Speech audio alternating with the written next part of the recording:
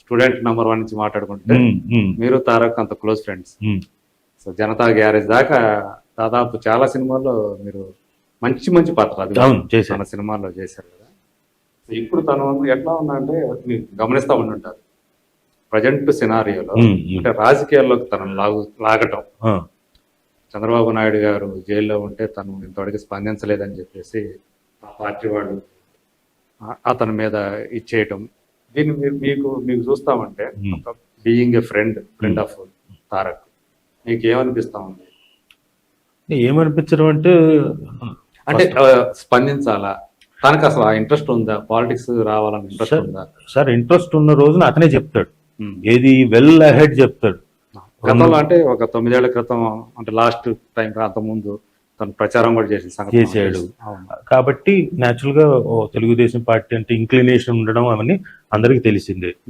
ప్రచారం చేశాడు, చక్కగా మాట్లాడాడు, అందరూ ఉర్రూతలోగించాడు, అందరికి అసలు సమ్మోహనం అంటే కొన్ని లక్షల మంది ఉన్నా కానీ అలా అతని స్పీచ్ కి నివ్వరపోయి చూశారు. సో ఇవన్నీ ఇంట్రెస్ట్ డెఫినెట్ గా ఉండకుండా ఎలా ఉంటుంది కానీ ఇప్పుడు ఉండకపోవచ్చు, ఇంకో 5 ఏళ్ల తర్వాత ఉండొచ్చు. ప్రజెంట్ తన ఫోకస్ అంతా కెరీర్ మీద, అంతే కదా. మరి ఎట్లా అండి, సినిమాలు చేయాలి కదా. కానీ దీన్ని ఎలా చూస్తారు? దీన్ని అతని మీద ఒక నెగటివిటీని బాగా ప్రచారం చేస్తున్నారు.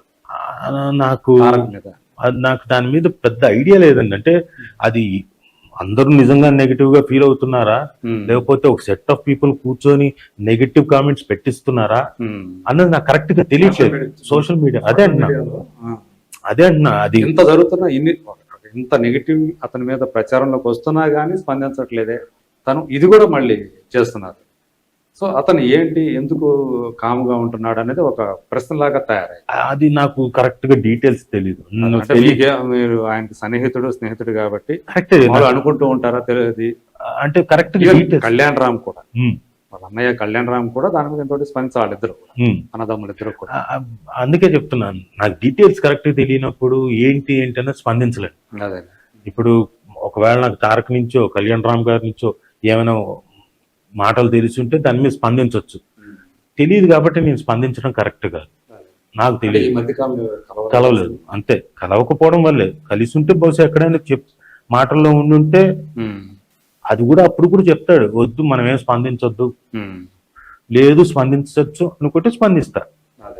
నాకు ఫ్రెండ్గా యాజ్ అ ఫ్రెండ్గా చెప్తే as it's from horse's mouth అని అనుకుంటారు కాబట్టి అవకాశం ఉంది. బట్ నాకు తెలియదు కాబట్టి స్పందించట్లేదు. అదే అయితే చాలా మంది ఏంటంటే స్పందించాల్సిన అవసరం ఉంది దీంట్లో అనేది, ఆయన ఉంటారుగా తను సపోర్ట్ చేసేవాళ్ళు, వాళ్ళ అభిమానులు కానివ్వండి, ఎన్టీఆర్ అభిమానులు కానివ్వండి.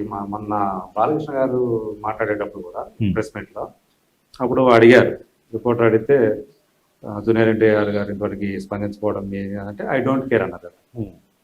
ఇది తెలుసు కదా, నాకు నిజంగా తెలియదు. ఐ డోంట్ కేర్ అన్నారు బాలయ్య.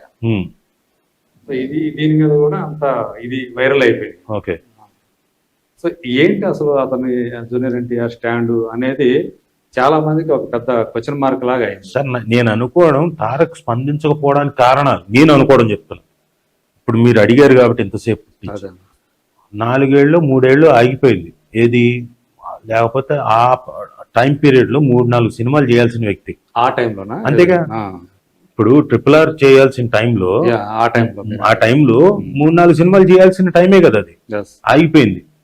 కాకుండా ఇప్పుడు ఈ సినిమా చేయడానికి, దేవర చేయడానికి కూడా దాదాపు 1 సంవత్సరం వెళ్ళిపోతుంది. మ్యాగ్నానిమిటీ అద్భుతంగా, బిగ్ క్యాన్వాస్ మ్యాగ్నానిమిటీ ఉంది ఉన్న టైం. అంటే ఈ పీరియడ్ లో యాక్ట్ చేయాల్సిన నేను అనుకోవడం, తనకి న్యాచురల్ గా యాక్టింగ్ అంటే విపరీతం కదా, ఇంకా టైం ఉంది కదా చేయడానికి, వాటెవర్ ఇంకా రావడానికి కూడా టైం ఉంది కాబట్టి ఈ సినిమాలు ఇవన్నీ ఎక్కువగా దేని మీద కాన్సన్ట్రేట్ చేద్దాం అనుకుని ఉంటాడు. అందుకని దేని మీద స్పందించకుండా ఉన్నాడేమో అనుకుంటున్నా. మేబీ అంటే అదే మనకి అతను చెప్పేదాకా వాళ్ళిద్దరు అన్నదమ్ములు ఎవరో ఒకరు చెప్పేదాకా మనకేం తెలియదు, లేకపోతే ఎవరితో పంచుకుంటేనో తెలుస్తుంది.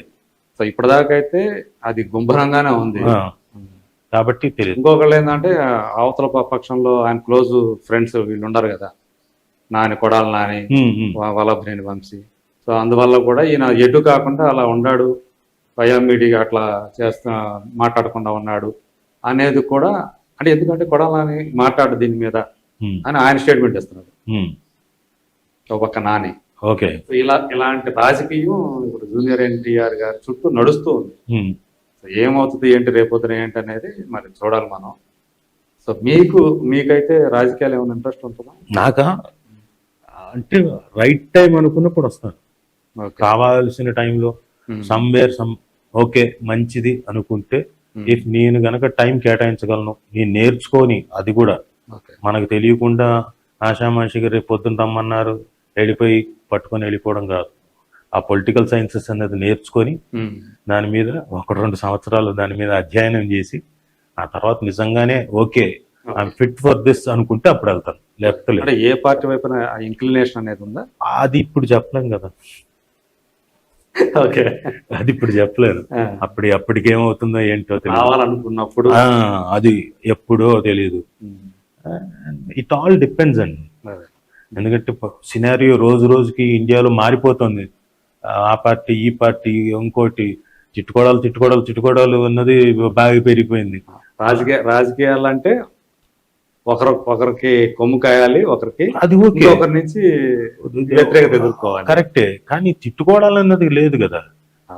ఇప్పుడు వేరే లెవెల్కి వెళ్ళిపోయింది, వేరే లాంగ్వేజ్ లెవెల్కి వెళ్ళిపోయింది.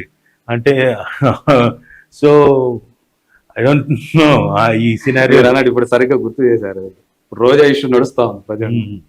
బండారు సత్యనారాయణ అన్నారని సీడీలు ఏవో ఉండే తన దగ్గర, ఫిలింలు ఏవో బూతు ఫిలింలు ఉన్నాయని, రోజా సపోర్ట్ గా ఖుష్బు, రాధిక, తర్వాత కవిత గారు, ఇట్లాంటి వాళ్ళందరూ కూడా వచ్చి ఆమెకు సపోర్ట్ గా, అంటే ఇక ఒక స్త్రీ అంటే ఇట్లా చులకనగా మాట్లాడతారా?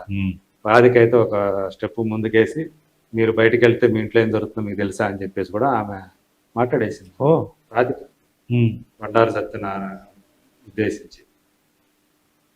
తిట్టుకునే కల్చర్ తగ్గినప్పుడు రావచ్చు నేను, లేకపోతే ఇంట్లో కూర్చోవచ్చు. మీరేనారా? మీరు ఇది తెలుసు కదా, ఇదైతే తెలుసు. తిట్టడం వరకు, తిట్టుకోవడం వరకు. సినిమా వాళ్ళ గురించి ఇలాంటి ఒపీనియన్లు, ఇలాంటి మాటలు మాట్లాడే వాళ్ళ గురించి మీరేమంటారు? అంటే డెఫినెట్ గా సార్ తప్పు సార్. ఒకటి, ఎందుకంటే సినిమా వాళ్ళు మీకు బోల్డ్ అంత ఎంటర్టైన్మెంట్ ఇస్తారు. మీకు మొత్తం అంతా మీరు పడిన కష్టానికి, అంటే రోజు కష్టపడతారు, ప్రతి వాళ్ళు కష్టపడతారు, మార్నింగ్ నుంచి ఈవినింగ్ దాకా. పాలిటిక్స్ లో ఉన్న అతిగా ఇంకా ఎక్కువ కష్టపడతారు. వాళ్ళకి పర్సనల్ లైఫ్ అంటూ ఉండదు, వాళ్ళంతా ఇంకా పబ్లిక్ లైఫే. వాళ్ళకి ఎక్కడో ఒక చోట సినిమా అన్నది రిలాక్సేషన్ ఇవ్వచ్చు. అలాంటి సినిమా వాళ్ళు అలాంటి వాళ్ళని పట్టుకొని కమెంట్ చేయడం భావ్యం కాదని నా ఉద్దేశం.